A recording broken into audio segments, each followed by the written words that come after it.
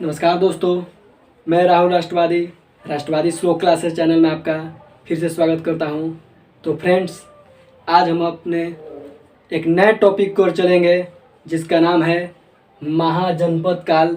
मैंने आपको पिछले वीडियो में वैदिक सभ्यता के बारे में संपूर्ण जानकारी प्राप्त करा दी है। आज हम नए टॉपिक की ओर चलेंगे जो है महाजनपद काल से रिलेटेड। तो ध्यान से सुनने का प्रयास कीजिएगा क्योंकि इससे भी कंपटीशन में क्वेश्चन आते रहता है। तो फ्रेंड्स देखिए, महाजनपद काल भारत में द्वितीय नगरीकरण के विकास को महाजनपद काल कहा जाता है। महाजनपद काल अपने आप में एक क्रांतिकारी दौर था, क्योंकि हम जानते हैं कि उत्तरवैदिक काल में लोहे का विकास हो चुका था। लोहे के विकास जब हुआ तो अपने आप आर्थिक स्थिति, इकोनॉमिकल चेंजेस हुआ उसमें। तो आर्थिक स्थिति, जहाँ पर आर्थिक स्थिति सुदृढ़ होती है वहाँ पर राजनीतिक सामाजिक स्थिति का प्रभाव पड़ता है। तो महाजनपद काल भी एक ऐसा दौर था जो इतिहास की दृष्टि से बहुत महत्वपूर्ण अपने आप में रखता है। तो इस काल की जानकारी हमको सबसे पहले अंगुत्तर निकाय बौद्ध साहित्य से प्राप्त होती है और इसके बाद भगवती सूत्र जैन साहित्य से प्राप्त होती है। यह ईसा के जन्म के पहले का दौर था, जिसको छठी शताब्दी भी कह सकते हैं, जो अंगुत्तर निकाय बौद्ध साहित्य और भगवती सूत्र जैन साहित्य से प्राप्त होती है। और हम इस महाजनपद काल में पूरे भारत का जो प्रशासन था 16 महाजनपद में बटा था। कितने? 16 महाजनपद में बटा था। अब कैसे अभी 28 या 30 राज्य में बटा है, ठीक उसी प्रकार उस काल में भारत का प्रशासनिक दौर 16 महाजनपदों में बटा था।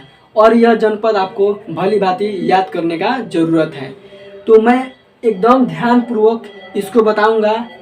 महाजनपद का नाम, उनकी राजधानी कहाँ थी, आधुनिक स्थान कहाँ है और कुछ मुख्य बिंदु। तो ध्यान से सुनिएगा इसको। तो देखिए फ्रेंड्स, महाजनपद में जो 3 महाजनपद थे वो बिहार में थे।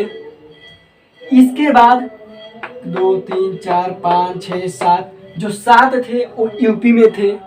इसके बाद 4 अलग अलग राज्यों में थे और 2 भारत के बाहरी थे।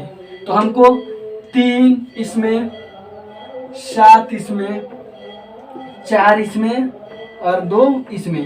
तो टोटल 3, 7, 3, 10, 4, 14, 2, 16। इतना तो हमको याद हो गया कि कौन कौन जनपद किस राज्य में थे। अब हम उसको नाम से याद करने का प्रयास करेंगे। तो सबसे पहले जो पहला जनपद महाजनपद है वो है मगध, जिसकी राजधानी राजगिरी या गिरिबस थी। उस समय मगध की राजधानी राजगिरी या गिरिबस थी और उसका आधुनिक स्थान पटना गया बिहार में है। और इसका मुख्य बिंदु में यह सबसे शक्तिशाली था। सबसे शक्तिशाली महाजनपद कौन था? तो मगध था। अगला है अंग, इसकी राजधानी थी चंपा। यह अभी कहाँ है? फिलहाल में भागलपुर मुंगेर में, जो बिहार में स्थित है। अब देखिए, जो मुख्य पॉइंट है, सब मुख्य पॉइंट नहीं है, जो मुख्य पॉइंट है उसी को मैं यहाँ पर लिखा हूँ और उसको बताऊंगा। इसके बाद आपका है वजी। वजी का राजधानी वैशाली, यह मुजफ्फरपुर दरभंगा क्षेत्र में स्थित है। और याद रखिएगा फ्रेंड्स, यह 8 राज्यों का संघ था।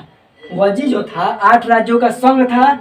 और इसमें सबसे महत्वपूर्ण बात यह है कि भारत की पहली गणतांत्रिक व्यवस्था, मतलब प्रजातंत्र, कहाँ पर स्थापित हुआ? लिच्छवी में स्थापित हुआ था। यह क्वेश्चन हमेशा आता रहता है।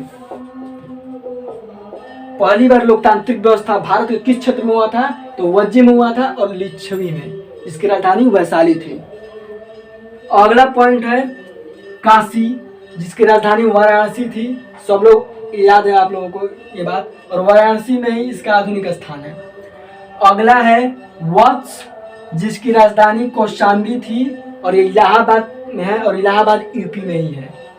अगला है कोसल, जिसकी राजधानी श्रावस्ती थी, यह फैजाबाद में है, यूपी में।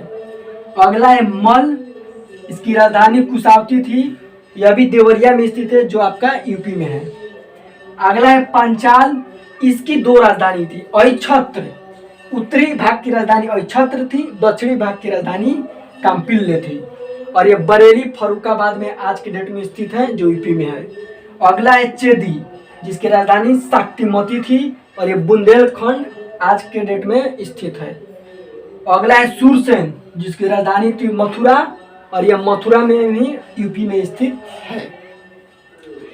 अब देखिए फ्रेंड्स, अगला है अवंती।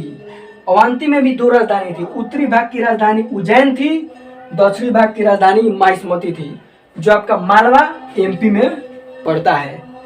अगला है कुरु, जिसकी राजधानी इंद्रप्रस्थ थी, और यह दिल्ली में स्थित है। और आप इसके बारे में जानते हैं, महाभारत आपका कुरु कौरव पांडव के भी जानते ही थे, महाभारत से ये फेमस है।